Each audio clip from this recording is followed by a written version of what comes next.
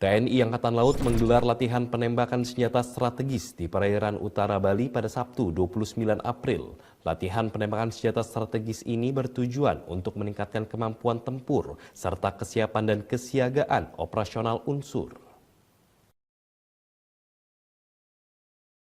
TNI Angkatan Laut menggelar latihan penembakan senjata strategis di perairan utara Bali pada Sabtu 29 April.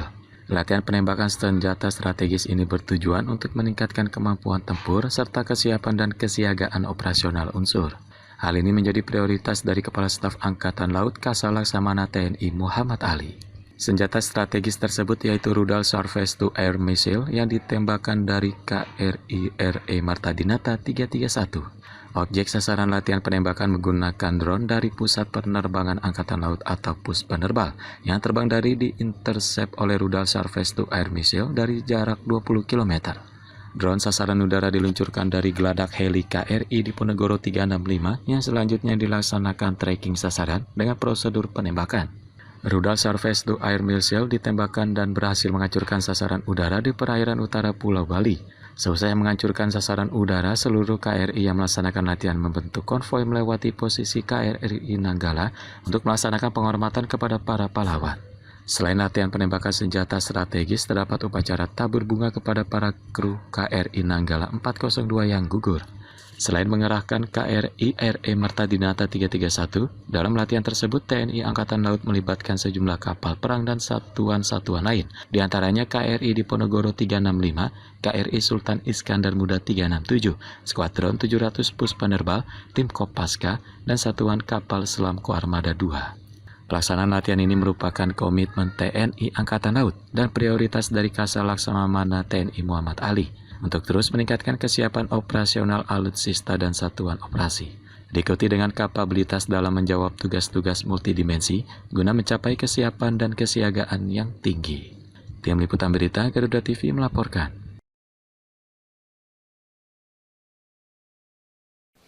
Pemirsa, Kementerian Kelautan dan Perikanan memulangkan 11 orang nelayan asal Rote yang terdampar di Pulau Bedwell Rowley Shoals, Western Australia. Ke-11 nelayan ini sebelumnya terjebak dalam badai siklon Isla dan berhasil ditemukan oleh otoritas Australia melalui Joint Rescue Coordination Center.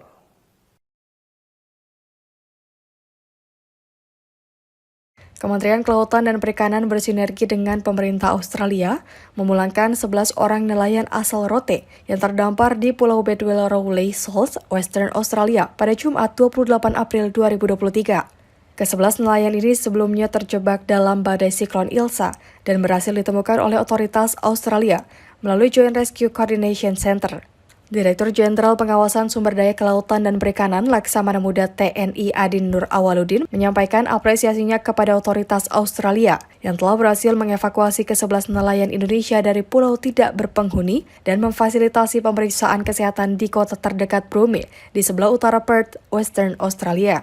Adin menjelaskan bahwa ke-11 orang nelayan tersebut diketahui berasal dari 2 perahu motor, yaitu perahu motor Dioscuri 01 dan perahu motor Putri Jaya. Dari data yang didapat, 10 orang nelayan yang berada di perahu motor Discovery seluruhnya berhasil diselamatkan. Sedangkan pada perahu motor Putri Jaya, hanya 1 orang nelayan yang ditemukan selamat. 8 orang nelayan lainnya masih belum ditemukan. Adin melanjutkan bahwa seusai kondisi ke-11 nelayan tersebut dinyatakan stabil oleh pihak Broome Hospital, mereka kemudian dipindahkan ke Darwin dan ditempatkan di detensi imigrasi Northern Alternative Place of Detention di Hotel Frontier Darwin untuk kemudian dipulangkan ke Indonesia menggunakan charter flight dengan rute Darwin Denpasar. Selanjutnya, Adin menjelaskan bahwa proses pemulangan ke-11 nelayan Indonesia dapat berjalan baik, merupakan hasil dari sinergi dan gerak cepat antara Kementerian Kelautan dan Perikanan melalui Direktorat Jenderal Pengawasan Sumber Daya Kelautan dan Perikanan dengan kementerian lembaga terkait, yaitu Perwakilan Konsulat Indonesia di Darwin, Kementerian Luar Negeri,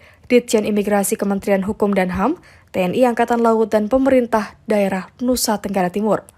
Tim Liputan Berita Garuda TV melaporkan.